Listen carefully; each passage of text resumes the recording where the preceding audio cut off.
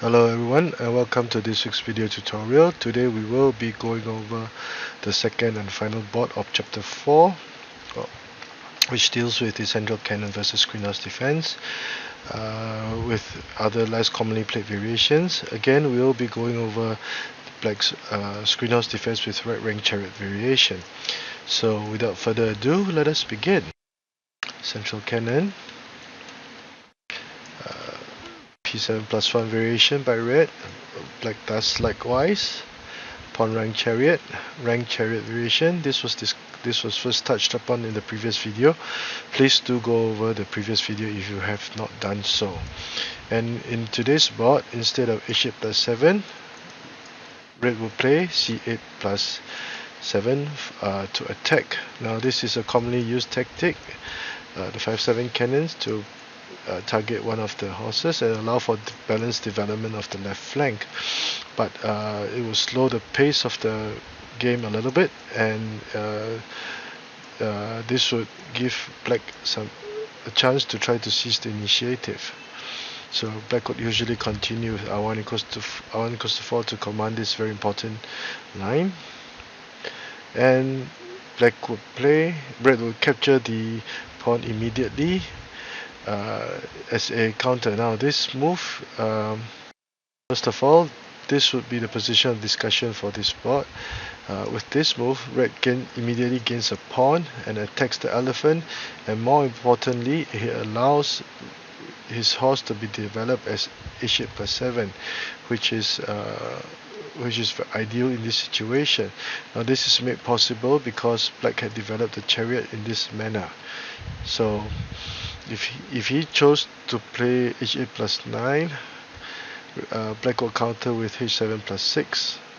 So for example, if he chose to play h8 plus 7, black will counter with h7 plus 6 for the riverbank horse, and red will have a hard time trying to counter black's potential counter attack, because p7 plus 1 will be ready to go anytime, and with the presence of the chariot, things will become very complicated, and the horse can also attack over here. So h8 plus 9 is not a good idea, and this will be the position of discussion as mentioned earlier. Two main variations, h7 plus 6 and e3 plus 1. So let us go to variation A, whereby black would counter with h7 plus 6 for the left riverbank horse sub-variation. So red would continue with c8, h8 plus 7 to prevent this from happening. p7 plus 1. Now this is a powerful attack by black. As a continuation, he had already chosen to give up his elephant. Now this would mark the start of black's provocation and to attack. It is very imperative for black to make this move. So red will retreat the chariot to target the black horse. Black pushes the pawn ahead for a trade, but red refused to trade horses. Now this might look like a compromise, but it was temporary because it will produce future results. If he chose to capture and accept the trade, the pawn will now be very close to the palace. So r9 equals to 8. Black would now attack. The chariot is freed because no elephant had been played. The cannons are linked. e3 plus 1, r8 plus 8, and it will be a battle of speed to determine who will come up tops. So the situation will be very hard to control, and anything goes. So that is why r2 equals to 4 might not be so viable, because red would have given up control of the situation just like that. With h3 minus 5, he will still have some control. This chariot is still a very powerful piece, pinning the black cannon and chariot to the same file. So r6 minus 7 to dislodge the chariot, check, and red will now play r2 equals to 3 to attack the pawn. Black decides to sacrifice the pawn. Now, even though he had moved 3 steps, but this was done in the nick of time. Black captures, and Black would now prepare to play. Advise the chariot to this intersection and prepare to play r8 equals to 6 to go for the checkmate. Only move that can save red nicely, because after moving this board, red would counter attack, prepare to capture the horse for the smothered cannon checkmate. And if black played r9 equals to r8 equals to 6 to go for a checkmate, red will counter with this discovered attack, threatening to checkmate, and red would be on top, all at a blink of an eye.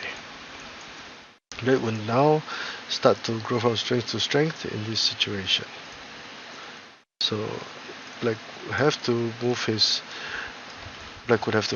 elephant, and before capturing the piece, he cannot, otherwise there's a checkmate. Red would now develop his left chariot and start to counter attack. Red would draw first blood and come out top in this variation, and that is why h7 plus 6 is not a good idea. Variation B, e3 plus 1. Variation B, e3 plus 1. h8 plus 7. Now black would deal with the cannon. Sacrifice. It would be necessary for black to give back 1 pawn. R9 equals to 8 to threaten the cannon. Trade of cannons. Retreating the elephant would give this chariot an open line to attack. Now, if he played h7 plus 6 to try to trade chariots, red will simply move his chariot to safety.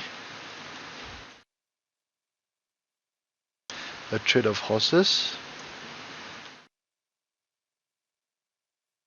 And at this point in time, black's cannon and chariot are still pinned by this red chariot. So 1 piece limiting 2 enemy pieces. Red would have a bargain over here.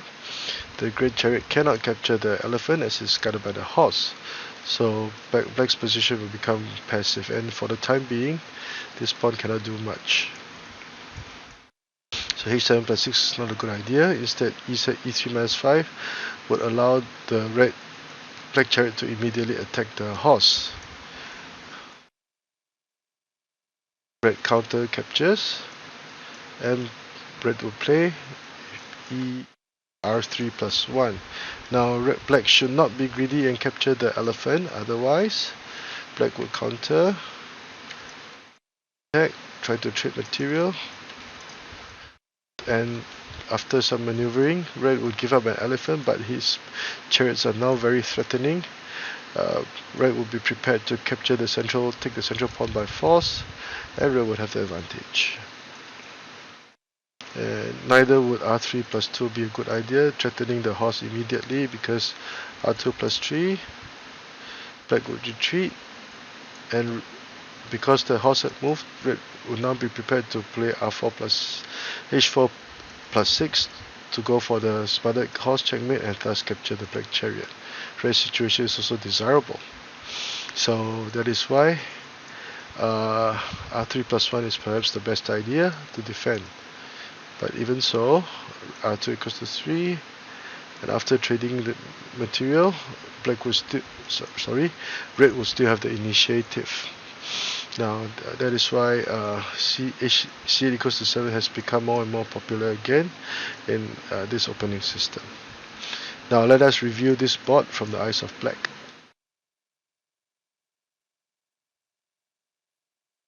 Central cannon, screen horse, p7 plus 1 variation for both, pawn rank chariot, and this would be today's discussion. The screen horse defense with right rank chariot. c8 equals to 7. In this board, red attacks with c8 equals to 7. Now this is a very potent attack. r1 plus 4, r1 equals to 4, and c7 plus 4 to gain material, gain a pawn, and allow for development of the horse. Very ideal. Two main variations, h7 plus 6 and e3 plus 1. Variation A, h7 plus 6, not ideal, although the idea behind this move was to create a chance for a discovered attack by pushing p7 plus 1 to capture the red chariot. But of course red will be well prepared, h8 plus 7 to prevent the horse from moving. Then now black would continue, but red would clamp down on this file and prevent the black cannon from moving and also attack the horse. Black tries to trade horses, red refuses. Now this is a temporary compromise. He could develop his horse from this file and also protect the elephant. If r2 equals to 4, the situation would become very intense and it will be a battle of who would be faster in delivering the checkmate. Neither color can be guaranteed of control. h6 minus 7 to retreat and attack. Check, moving the chariot, and black is intent on sacrificing the pawn. Again another attack, preparing to play, but red would have things well in hand. He'll now traverse his cannon, preparing to capture the horse to deliver a check. And this move would also allow the red chariot to move over here to prevent black's attack. So black will have to make a prophylactic measure, and red will now develop his left chariot in the nick of time. Red will draw first blood and black would be in trouble. Variation B, e3 plus 1 to prevent the cannon from capturing the elephant. h8 plus 7, 4 plus 2 to deal with this cannon, forcing a sacrifice. Red will now play r9 equals to 8, 4 equals to 3, trade of cannons, retreating the given open line. If h7 plus 6, not ideal, because red could defend with h3 minus 5. So plus 6, good move. r3 equals 6, too greedy, red would have a winning position. r3 plus 2, too greedy, the horse will now be prepared to attack and black will be in trouble. So r2 equals to 3, and both colors, black would have a playable position, but red will have the initiative. Black would have to be prepared to move his cannon, otherwise this pin will be unbearable. So I hope you've enjoyed this short video. This will mark the last video of chapter 4 in opening Tabia. So I hope you've enjoyed this series. I especially love the double pawn rank cannons variation. So if you like the work that I've been doing, please do subscribe to this channel and give this video a thumbs up. Thank you.